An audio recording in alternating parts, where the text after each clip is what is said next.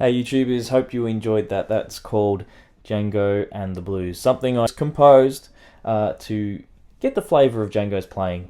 I also didn't want to make it too complicated because think of it as an etude, a learning piece, if you will. So what I like to do when I want to understand a certain player's style is learn a couple of their solos, analyse a couple of their solos, analyse the chords they use, see what ideas they use against what chords, and then basically try to compose ideas myself that I can sit back and listen to and say, yeah, that sounds like that guy a little bit. But I also want to sound like me. So one thing I want to instill in all of my lessons or get across to all you guys is I do these transcriptions and I do these lessons, but a huge thing as a teacher that I try to instill is find your own voice. And this is a really great way to do it. You know, get the influence happening by learning a few solos and then try to sit down and compose something that you think touches the ideas that that player used. Okay, so that's what I like to do.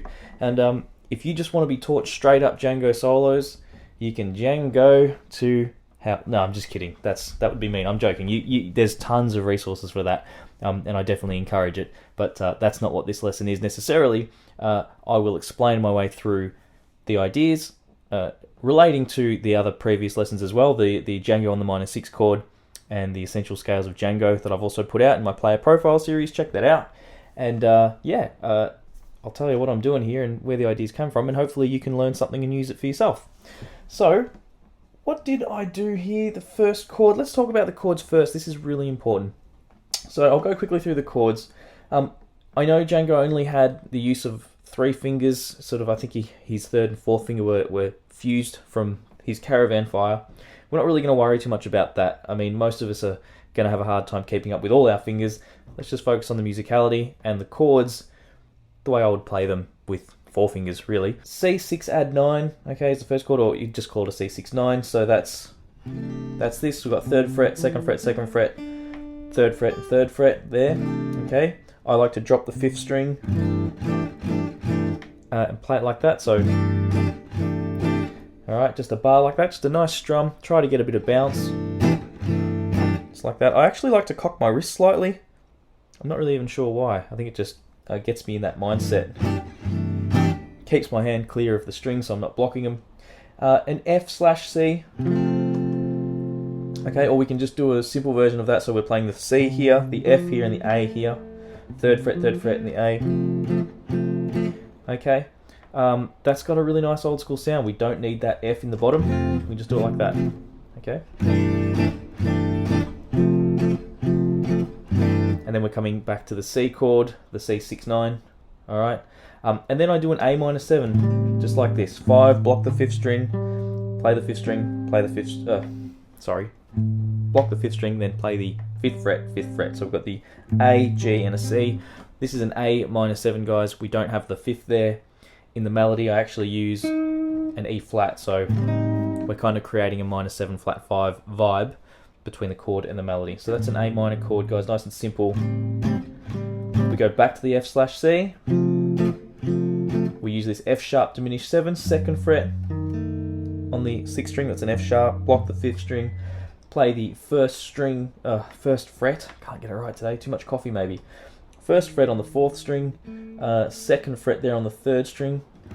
Blocking the 5th string, like I said. So that's an F sharp diminished. Okay, then we go to a C/G. And that sounds so good because we're playing F, albeit without the root note. But then what we're doing, playing this F sharp diminished, which gives us momentum to the G in the bottom of the C/G. Okay, so that's a really useful thing to think about in any style that you play. If you want to get a bit creative with your chords, if you have a logical reason for using interesting steps or interesting chords based on where you're going, it might work. So keep that in mind, okay? 2, 3, we're on the C/G, then we go back to the A minor. But this time I played the A minor 6. Okay, so that's 5th fret on the 6th string, 4th fret on the 4th string, an F sharp. So we've got an A, an F sharp, and a C, which is the 5th fret on the 3rd string. We're back to that F/C.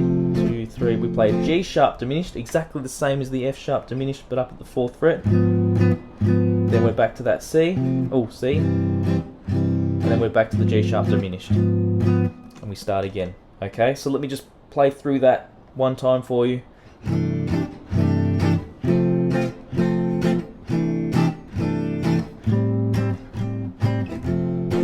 F sharp diminished, C/G, A minor.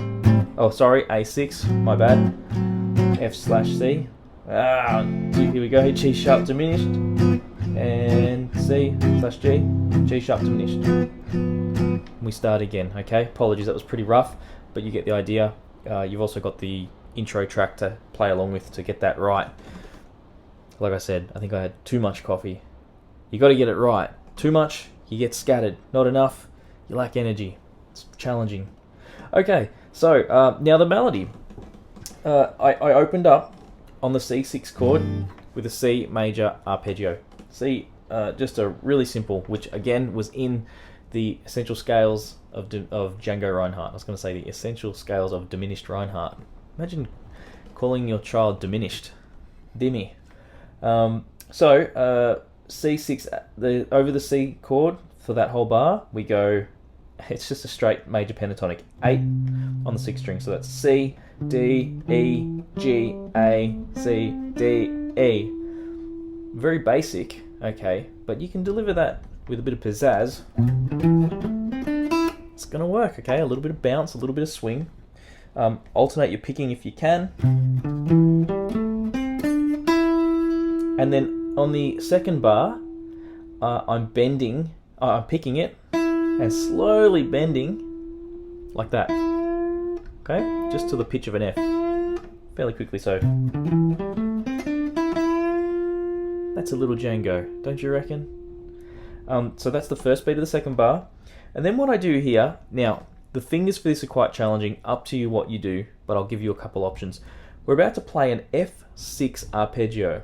And I mentioned 6 arpeggios in the first video on the player profile series on Django. I don't believe I taught this arpeggio necessarily exactly, but I talked about the 6 arpeggio. This is probably a different way to play it, but we play the F, the D here, which is the 6th degree, the A, which is the 3rd degree of F, and the F, which is the 1st degree of F, obviously. So, really great sounding arpeggio. So keep in mind your root notes here and here. You can play that wherever you like. If you wanted to do it from C, you'd go, or, okay, if you want to do it from E, and you can use that in a lot of different ways. So I hope that you can use that for yourself. So that's bar 2. What have we got? I'll play through. And I like to go 1st, 3rd, 2nd, 4th. You could also go 1st, roll the 2nd finger. Yeah, but see, I messed that up. I hit the 2nd string. It's messy. Maybe you could... The other thing you could do is probably relax that 1st finger, block that 2nd string. Anyhow, experiment with what you find comfortable. It's not super fast. That's why I didn't want to make this a super fast, complex tune, because it's the ideas that I really want you to understand. Now, I land on the F, and then I just drop into the E, because we're back to a C chord, and E is the 3rd degree of a C chord. That's going to sound really good, so add the C at the bottom. You can see how that harmonizes really beautifully, so then what I do here, I talked about the A. Well, there's a few things happening here. This is a C6 arpeggio, C, E. We're skipping the 5th degree altogether and going straight to the 6th degree, which is an A. And I'm just playing it backwards. But this is also synonymous, if that's the correct word, with an A minor arpeggio. We've got the E, C, A, E, C. It's just a straight A minor arpeggio. And given the next chord is A minor, it sets the listener up really nicely. Okay, so we've come into bar 3, we've fallen back to the E, and then we play this arpeggio. That is as much a C6 arpeggio as it is an A minor arpeggio, knowing that our next chord is an A minor. So, alright, so I'm doing a pull off from the 12th fret to the 8th, bit of a stretch. Okay, then we go to the 10th fret. You can use your 2nd finger or your 3rd. Yeah.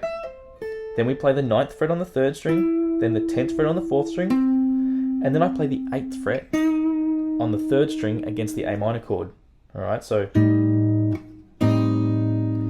I've deliberately forced an issue here where I'm playing an E flat over an A minor 7, and you'll notice in the chord I didn't play the 5th degree. We don't want the 5th degree because essentially what we're playing is an A minor 7 flat 5, okay?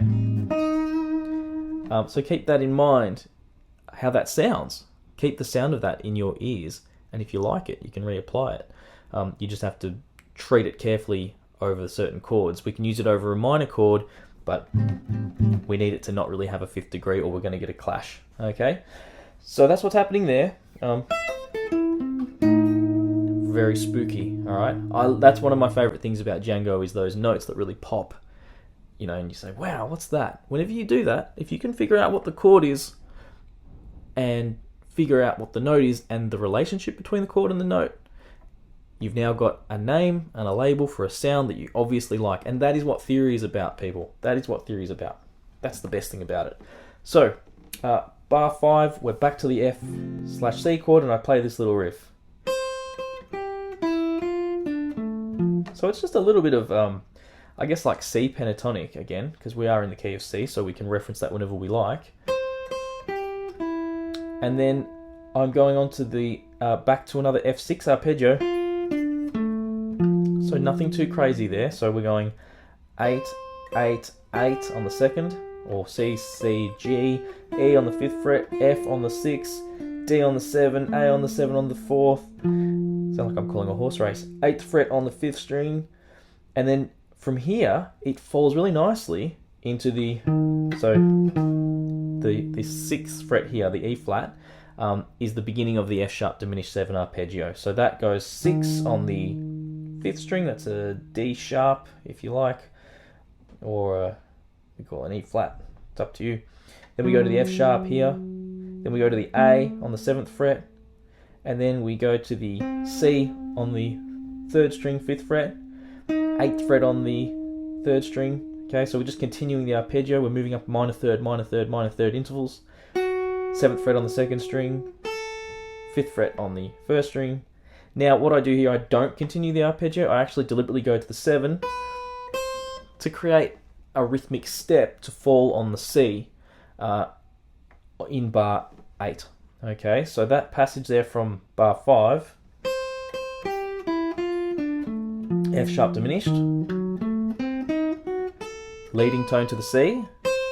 See, all about setting up where you're going.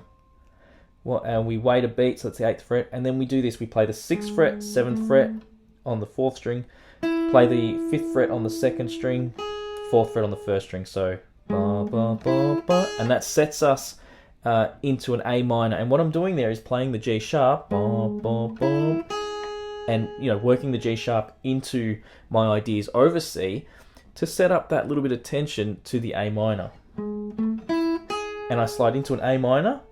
Okay, and this is just an A minor arpeggio. So we're now into bar, I think I called bar 8, bar 7, bar 8 before. I apologize. That was actually, I'll correct that in the video. I'll do the little asterisks. I have to do that a lot.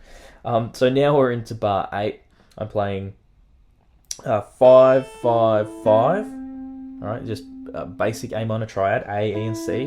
We go to the 7th fret on the 4th string to the F sharp, back to the 7, and the 5 and the 5 there. So 5 on the 3rd, 5 on the 2nd. So it's A, E, C, A, F sharp, A, C, E, and that's a minor 6 arpeggio on the A minor chord, just like that. Great sound, I really dig that. If you give the strings a little nudge every now and then, it gives it a bit more of that Django sound.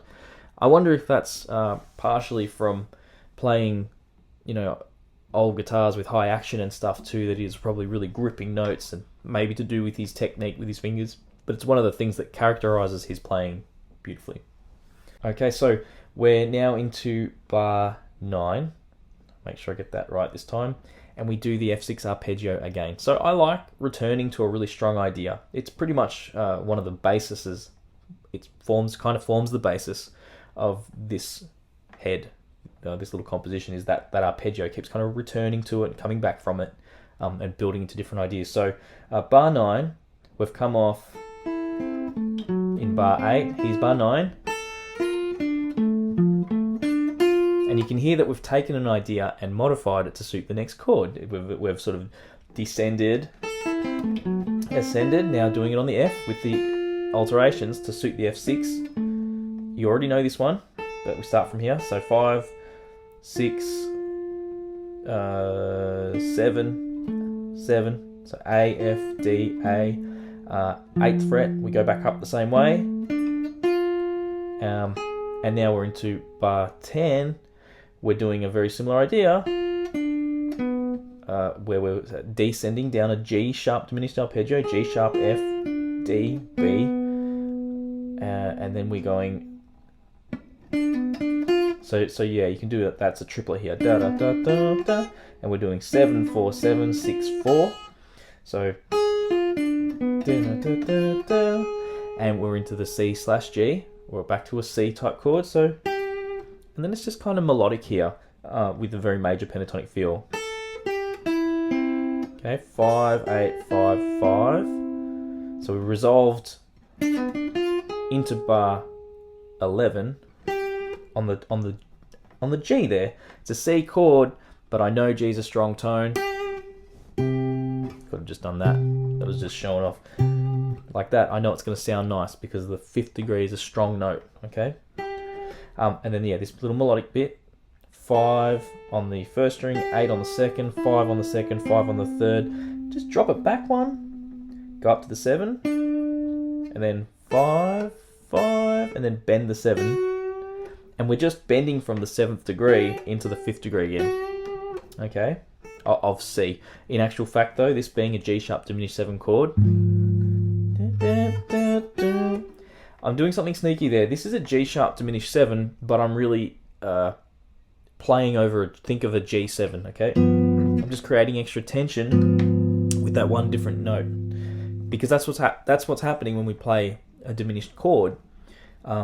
It's very similar. It's almost the same chord as the nearest dominant 7 chord. So what I mean by that is, that's a G7. That's a G sharp diminished 7, and you can see it's pretty much the same chord. We just move that note up 1. So we can kind of use the dominant 7 chords this way. Okay, so if I want to use a G7 instead, I could just use G sharp diminished 7. Okay, it's probably a little forced there. I was really experimenting with the ideas. I actually composed this some time ago and made a few modifications for this lesson, but I think it works. And then you can hear it does resolve. So when we play these notes, to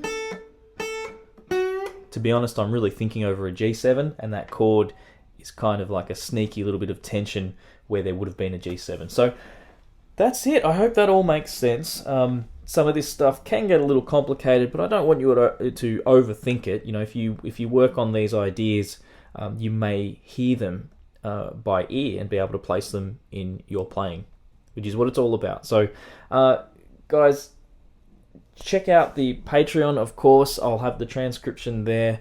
I meant to mention my latest patrons, but I haven't done that, so they'll get a mention in the next video. Hope you've enjoyed, guys. Yeah, check out the playlist, the player profiles, and yeah, I'll see you in the next video. Thanks for watching.